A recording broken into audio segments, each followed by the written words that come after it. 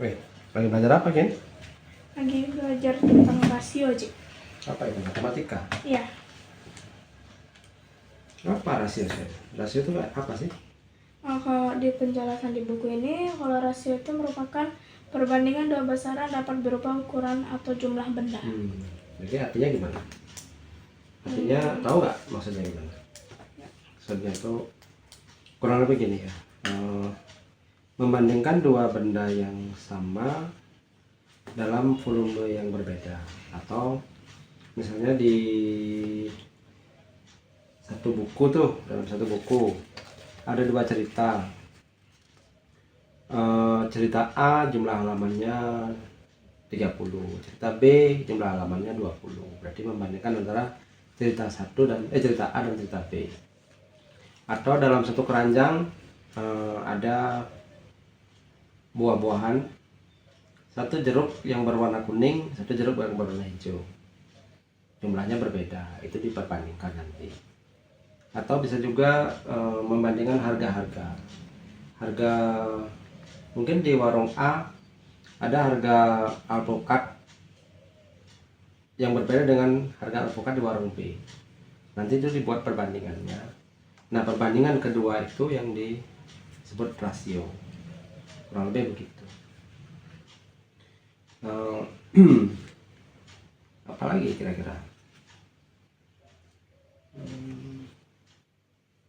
Nah, paham nggak? Udah ngerti kan tentang perbandingan itu? Udah. Dan bahwa yang perlu dipelajari fungsi dari rasio ini dalam kehidupan itu adalah mempelajari perbandingan. Kalau ada perbandingan, kemudian perbandingan itu kita sederhanakan bentuknya supaya kita tahu berapa sih perbandingan dari dua benda yang sama tapi dengan kondisi yang berbeda. Kurang lebih begitu ya. Misalnya anggaplah seperti di sini kan ada contoh nih. Siswa kelas berapa nih? Kelas 7 berjumlah 30 orang. Jadi ke semua jumlah dalam satu kelas itu 30 orang. Nah, biasanya siswa itu kan ada laki-laki, ada perempuan. Nanti biasanya di soal diteruskan nanti tuh. Nah, ini contohnya nih. Sebanyak 12 orang, di antaranya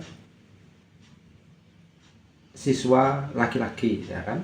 12 siswa laki-laki, berarti perempuannya berapa? 18. Sekarang pasti kita akan membandingkan antara jumlah siswa laki-laki dan jumlah siswa perempuan di dalam kelas. Tapi kalau perbandingannya 12 berbanding 18, itu kan angka yang tidak sederhana. Dan dalam rasio itu adalah tujuannya menyederhanakan itu. Berapa sih perbandingannya antara 12 dan 18 secara sederhana? Nah, itu paling aman adalah dibagi dengan angka yang terbesar yang bisa membagi kedua bilangan itu. Misalnya 12 dibagi berapa tuh? 12 dibagi berapa? Nilai-nilai berapa yang terbesar untuk bisa membagi angka 12 yang sama nilainya angka terbesar untuk bisa membagi angka 30? Karena perbandingan 6. Ya, bagi 6. 30 juga bisa dibagi 6 karena jumlah siswa itu ada yang laki-laki ada 12, totalnya 30. Jadi perbandingannya dari antara jumlah siswa laki-laki dengan jumlah siswa keseluruhan 12 dibanding 30. Kalau dibagi 6 artinya berapa? 12 bagi 6 berarti? 12 bagi 6 2. 30 dibagi 6?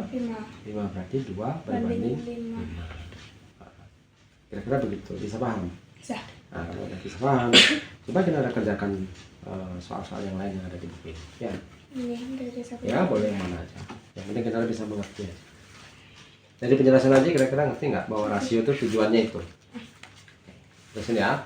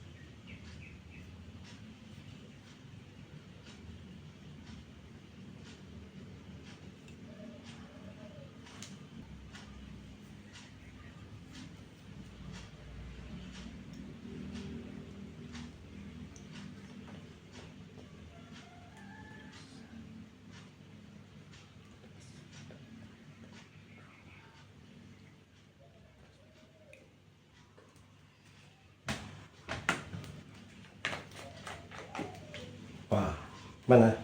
Ada udah selesai? Udah, baru yang nomor 1 aja. Satu. Melanjutkan yang tadi berarti? Iya. 1A. Itu apa pertanyaannya? 1A itu siswa laki-laki terhadap semua siswa. Nah, tadi kan udah tuh. Ada ketemu jawabannya. Yang B? Yang B itu siswa perempuan terhadap semua Nah, siswa. gimana caranya? Yang Kinara pelajari di sekolah itu caranya itu kan siswa perempuan tuh ada siswa perempuan itu ada 18 orang. Nah, ditanyain apa tuh siswa perempuan terhadap semua siswa. Semua siswa kan keseluruhannya itu 30.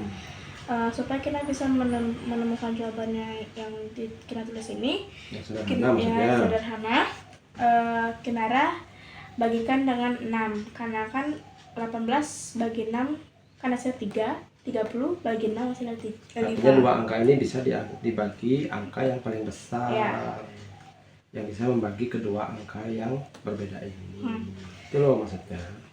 Untuk menentukan ini nggak sembarangan, bisa dibagi berapa gitu. Misalnya untuk menentukan sederhana ini harus dibagi dengan bilangan yang terbesar yang bisa membagi kedua angka perbandingan ini. 18 sama 30, angka terbesar yang bisa membagi dia adalah angka 6. Makanya kita bagi 6, itu maksudnya. Nggak bisa langsung tiba-tiba dibagi 6 gitu. Nggak, harus dicari angka terbesar yang bisa membagi kedua angka yang berbeda ini. Ya, untuk menemukan angka paling kecil, perbandingan paling kecil. Mana ada dua ketemu 6, 18 dan 30, 18 bagi 6 adalah 3, 30 bagi 6 adalah 5. Berarti perbandingannya 3/5. Pada soal berikutnya. Nah, soal berikutnya tuh siswa laki-laki terhadap semua perempuan. Siswa perempuan.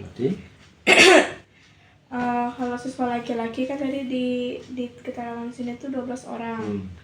Habis itu kalau berarti sisa perempuannya 18 karena jumlah kelas berapa? 30 dikurangi 12 jadinya 18 gitu loh.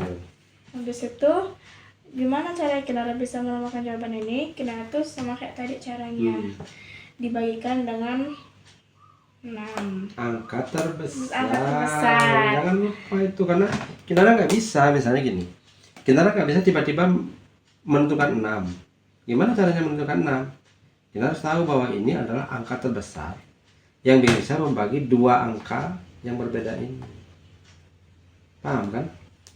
Nah misalnya ini misalnya nih 20, 40. Berarti angka yang terbesar yang bisa membagi kan berapa? 20. Nggak 20 dibagi 20 jadi 1. 1 udah nggak mungkin lebih kecil lagi. 40 dibagi 20. 40 dibagi 20. Kan 1/2. Kita maksudnya. Jadi angka pembaginya ini yang perlu kita ingat-ingat. Berapa angka pembaginya adalah angka terbesar yang bisa membagi kedua angka berbeda ini supaya menghasilkan perbandingan yang paling kecil. Itu kuncinya. Jangan lupa, nggak bisa menentukan asal-asalan ini. Ya. Terus coba lanjutkan lagi dengan soal berikutnya nih. Soal 2 nih. Ini udah paham belum? Bahwa angka pembagi itu kita harus tahu bahwa yang dijadikan patokan itu adalah angka terbesar yang bisa membagi kedua angka yang berbeda itu menjadi nilai yang terkecil. Nilai perbandingan yang terkecil. Kalau misalnya ada 15 sama 35 gitu misalnya. Ini kan harus dibagi 15 sama 45 gitu misalnya. Kan dibagi 15 pasti bisa. Dibagi 45 nya pun dibagi 15 kan bisa.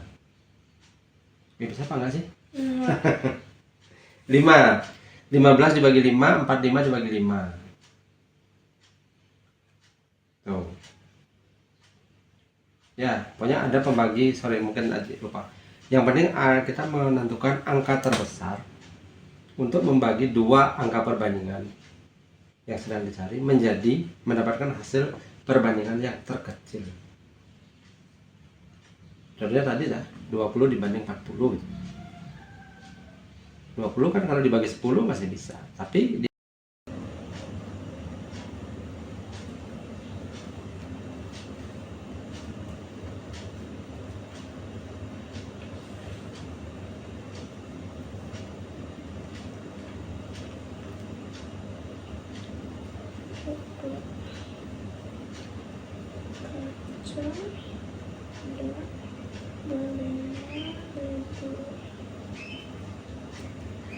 jadinya rasionya itu caranya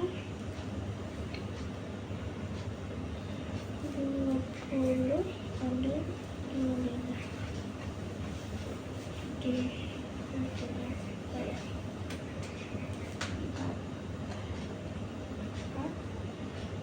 20 bagi 4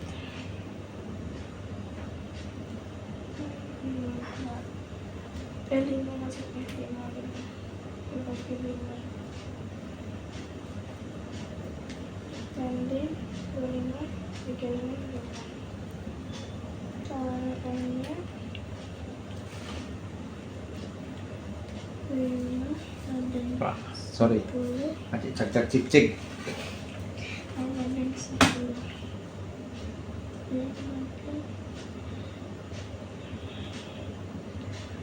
satu bagi 5 2 yang tinggi badan Lydia adalah 120 cm dan tinggi badan Dino adalah 150 cm. Tentukan rasa tinggi Lydia 120 cm, Dino 150 cm. Caranya 120 banding 150 syarat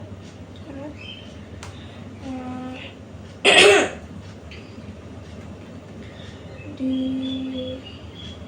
12 15 bagi 3. oh iya dibagi 3 12 bagi 3 4 12 bagi 3 5 4 banding 5. Jadi paham kan? Ya udah bisa kan jawab dari jawabannya? Artinya apa? Dari soal-soal ini apa yang dicari? Ini ada apa? Rasionya Iya, rasio apa dengan apa? 20 banding 25. Bukan, apa dengan apa? Benda apa dengan Martabak coklat. harga kan? Harga. Ini dengan harga. Ini Itu jumlah banyak buah-buahan buah-buahan di nggak ada di keranjang itu. yang terakhir ini apa? Terakhir itu tinggi badan. Jadi dari sini kita bisa lihat kan apa yang Andi tadi bilang, bahwa rasio itu adalah untuk memperbandingkan dua benda dalam hitungan tertentu. Misalnya harga dengan harga nggak bisa dengan harga dengan jumlah. Misalnya gini, martabak harganya 20.000 dibandingkan dengan apel 15, nggak bisa.